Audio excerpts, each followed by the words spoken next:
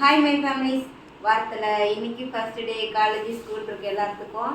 உங்கள் வீட்டில் என்ன ஸ்பெஷல்னு கீழே கமெண்ட் பண்ணியிருப்பாங்க. இன்றைக்கி நம்ம வீட்டில் என்ன ஸ்பெஷல்னு பார்த்தீங்கன்னா 2 தக்காளி போட்டு ஒரே ஒரு வரமிளகா போட்டு தக்காளி இந்த மாதிரி யார் செஞ்சு தருவாங்கன்னா எங்கள் அத்தை ஒரு டைம் செஞ்சு கொடுத்தாங்க. அது என் மைண்டில் வந்துருச்சு. அதனால் இன்றைக்கி தக்காளி ஒன்று போட்டு வச்சிட்டேன்.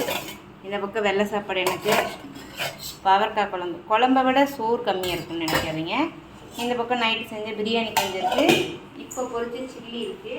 இதுதான் நம்ம வீட்டு ஸ்பெஷல்.